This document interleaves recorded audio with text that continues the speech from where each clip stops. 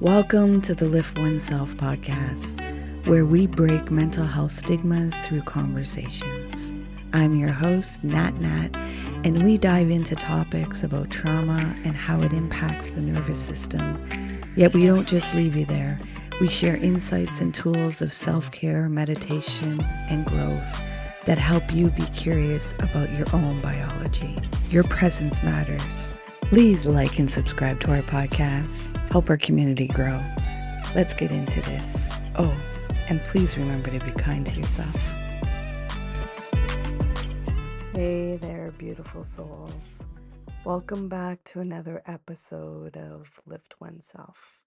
I'm your host, Nat B, and today we're diving into a topic that's probably making your heart beat a little faster and your mind race a little quicker. That's right. We're exploring the world of back to school parental anxiety. Picture this. You're standing in the school supplies aisle surrounded by 50 different types of notebooks, trying to decipher if your child needs college ruled or wide ruled paper. Suddenly, you're flooded with thoughts. Am I forgetting something? Will they fit in? What if they hate their teacher? What if I hate their teacher? Sound familiar? If you're nodding so hard your neck hurts, stick with me. Because today, we're not just going to talk about that swirl of emotions in your stomach. We're going to explore it, understand it, and give you practical tools to work with it. But before we dive in, I want you to take a moment. Is there a fellow parent in your life who's been stressed baking enough cookies to feed a small army? Or maybe a friend who suddenly developed an unhealthy obsession with laminating every piece of paper their child touches? If someone's popping into your mind right now, do them a solid. Send them this episode. Don't even second guess it. Just hit that share button because sharing is caring. And who knows, you might just help another parent find some calm in the back to school storm. We're all in this together, folks. Now, let's talk about the parental anxiety we all experience, but sometimes try to ignore. You know, the one we might blame on our children while secretly stress eating their hidden candy stash. Guess what? Halloween's around the corner again. As parents, we often don't realize we're anxious. We're too busy with logistics, ironing name labels, packing lunches, to give language to our swirling emotions. But here's the truth. If we're not acknowledging and working with our own emotional experiences, how can we truly support our children? Let's start by playing a little game I like to call Spot the Anxiety. Because here's the thing, anxiety doesn't always show up as obvious worry. Sometimes it's irritability, like when you snap at your child for breathing too loudly while you're labeling school supplies. Procrastination. Hello. Last minute dash to buy school shoes. Perfectionism. Rewriting your child's all about me sheet 17 times. Physical symptoms. That mysterious eye twitch that shows up every August. Take a moment and think about how anxiety shows up for you. Maybe it's one of these, or maybe it's something entirely different. Recognizing these various manifestations is the first step in understanding and working with our anxiety. Now that we've identified some ways anxiety might show up, let's talk about how we can work with it. Navigating back to school anxiety isn't about fighting against our feelings or trying to make them disappear. Instead, it's about building a toolkit of strategies that help us understand and work alongside our anxiety. Today, we're going to cover both supplementary aids and mindfulness techniques to help you navigate this sea of emotions more effectively. Speaking of tools for your anxiety navigation toolkit, I've got a little something I want to share with you. It's a product that's been really helpful for me in managing my own stress levels, especially during these high intensity parenting moments. It's called Magic Mind. And no, it's not a spell to make your child do their homework without complaining. Although, wouldn't that be nice? Because I have one that just wants and it just drives me bonkers. Magic Mind is this amazing productivity drink that's packed with all natural ingredients. We're talking adaptogens, nootropics, matcha. It's like a support team for your brain. And let me tell you, when I'm juggling school drop offs, podcast recordings and editing, and trying to remember, do I have all the ingredients for supper tonight? This stuff is a game changer. What I love most about Magic Mind is their commitment to quality. They source only the best ingredients, making sure everything is clean and effective. It's like giving your brain a little spa treatment in a bottle. Now I know what you're thinking. Nat, are you trying to sell us something? And the answer is kinda. Only because I genuinely believe in this product and how much it's helped me navigate stressful times. So much so that I've managed to snag a special discount for you lovely listeners. If you go to www.magicmind.com/lift oneself, and if you use the code lift oneself 40, you'll get 40% off your subscription. That's right, 40%. It's like Black Friday came early, but for your brain. But here's the catch. It's only available for the first 10 orders. Again, magicmind.com/lift oneself. Use the code lift oneself 40. So you might want to pause this podcast and go grab that deal. Don't worry, I'll wait. Your future self, more centered self, well, thank you. All right. Now that we've talked about Magic Mind can help support your mental clarity and stress management, let's dive into some powerful mindfulness techniques that you can use alongside it. These practices can help you stay grounded and focused, allowing you to better understand and work with your anxiety, especially during those hectic back to school moments. The first technique is the 5-4-3-2-1 grounding technique. This is perfect for those moments when you're feeling overwhelmed by thoughts about whether your child will remember how to open their locker or are they going to eat their lunch. Here's how it works. Name 5 things you can see, 4 things you can touch, 3 things you can hear, 2 things you can smell, 1 thing you can taste. This technique helps bring you back to the present moment, creating some space between you and those anxious thoughts. Now, the next technique is called the worry wave. Imagine your worries as waves in the ocean. Watch them rise, peak, and then naturally fall away. Don't try to stop the waves, just observe them. This technique helps you remember that anxious feelings, like waves, are a natural part of life. They come and go, and by observing them without judgment, we can learn from what they're telling us. And many of you might recognize when I'm guiding you in the meditations and I'm telling you to stay with your breath.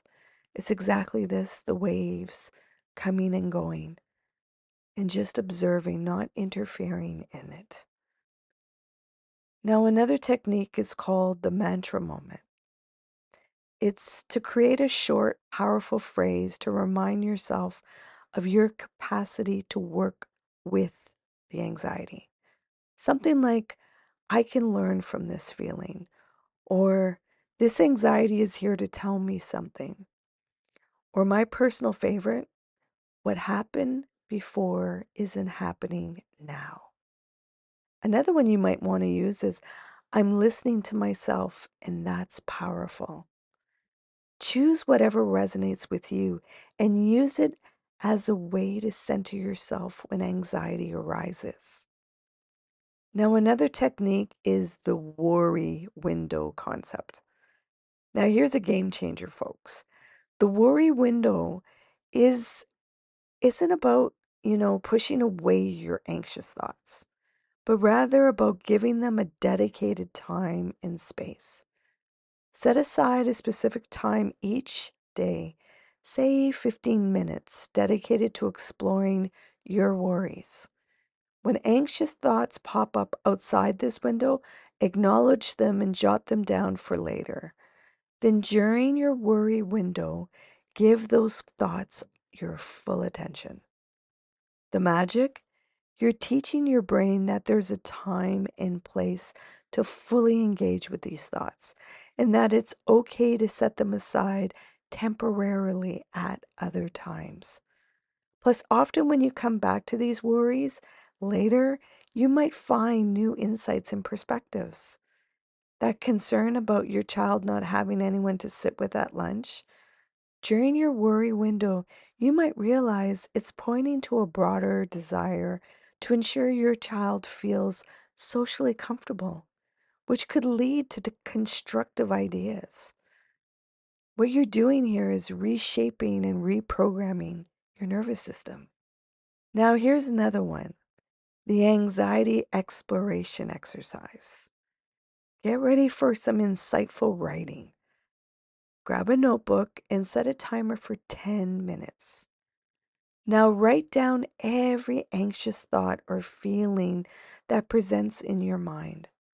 Don't censor, don't judge. Just let it all flow onto the paper. When the timer dings, take a deep breath and read through your list.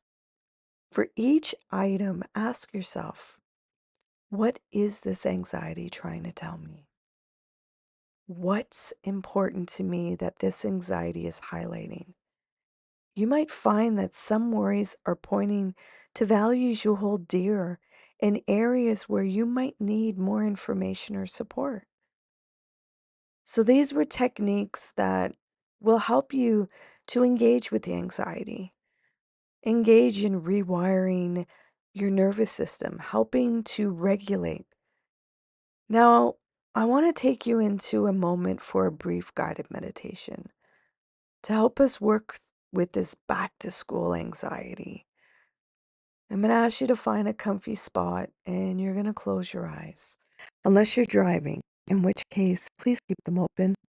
Safety first, people. Now imagine you're standing at the school gates, watching your child walk away. Feel the weight of their backpack in your hands. Still warm from their body, take a deep breath in, noticing any worries or fears you have for them. Now, as you exhale, imagine those worries as leaves floating on a gentle stream. With each breath, notice another worry, the concern about them not fitting in. See it as a leaf gently carried by the water. The thought about their safety, another leaf moving along the stream. The concern about their academic performance, one more leaf flowing with the current. Now imagine your child turning back to wave at you. See their smile, bright and excited for the day ahead. Let that image fill you with warmth and a sense of connection. They're on their journey, and you're here supporting them. Take a deep breath in, and as you exhale, let all that worry go. Take another deep breath in, and again, as you exhale, let all the worry go. Now take one more deep breath, and as you exhale, gently open your eyes and come back to the present moment.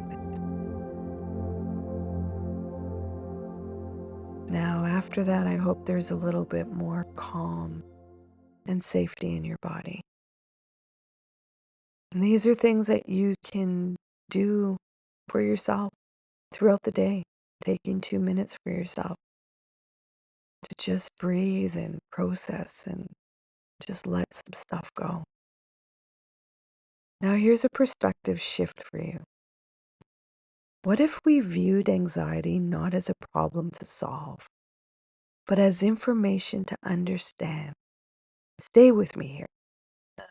That anxiety, it's often a sign of how much you care. It's your brain trying to communicate important information to you. The trick is learning to listen and respond constructively. For example, feeling anxious about your child making friends, this might be highlighting how much you value your child's social well-being. You could use this information to have an open conversation with your child about friendships or brainstorm social opportunities together. Anxious about their academic performance? This could be pointing to the importance you place on education. Let it motivate you to create a calm, supportive homework environment or to check in with teachers about your child's progress. Concerned about school safety? This anxiety is highlighting your protective instincts. You could channel this into getting involved with the PTA or school board to learn more about and contribute to safety measures. The goal isn't to eliminate anxiety entirely. It's to work with it, understanding that it's a part of our emotional landscape and often has something valuable to tell us. Remember, beautiful souls, our anxiety often comes from a place of love and care. It's wanting to protect you. We experience these feelings because we're invested in our children's well-being. We need to balance this with trust. Trust in our children, in their teachers, and most importantly, in ourselves as parents. Let's recap what we've covered today. We learned how to recognize different ways anxiety might show up for us. I shared what Magic Mind has done for me and how it can potentially be an ally in your stress management toolkit. We explored 3 mindfulness techniques to help us work with our anxiety. We discussed the concept of the worry window in anxiety exploration, and we reframed our view of anxiety as a source of information. Our children are watching us. They're learning how to handle stress and anxiety by observing how we engage with it. So let's model the behavior we want to see. And when that engagement is a bit messy, let's acknowledge the messiness so they can see what it is to be human and to start over again.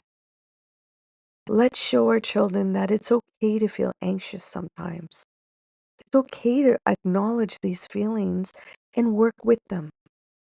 And remember, this process takes time and practice. Be patient with yourself.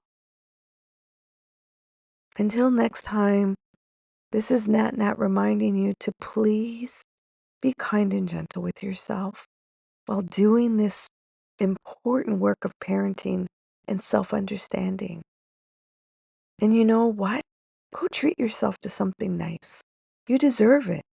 Maybe a spa day, or if you're on a budget like me, a long bubble bath with a do not disturb sign on the door. And remember, if you found anything of benefit in this podcast, please share it out. Just like I mentioned at the beginning, if there's somebody you think would benefit from this, send it their way. Don't even second guess it. Just send. Sharing is caring. And who knows? You might help another parent find some clarity in the midst of back to school chaos. We're all in this together. Take care, beautiful souls. Until next time, this is Nat Nat signing off and reminding you that you're doing amazing, even when it feels like you're just barely keeping your head above water. You've got this. And your anxiety is just trying to tell you how much you care. Listen to it, work with it, and trust yourself. You're exactly the parent your child needs. Hey, you made it all the way here? I appreciate you and your time. If you found value in this conversation, please share it out. If there was somebody that popped into your mind, take action and share it out with them. It possibly may not be them that will benefit, it's that they know somebody that will benefit from listening to this conversation. So please take action and share out the podcast. You can find us on social media on Facebook, Instagram, and TikTok under Lift Oneself. And if you want to inquire about the work that I do and the services that I provide to people, come over on my website, come into a discovery call, liftoneself.com. Until next time, please remember to be kind and gentle with yourself. You matter.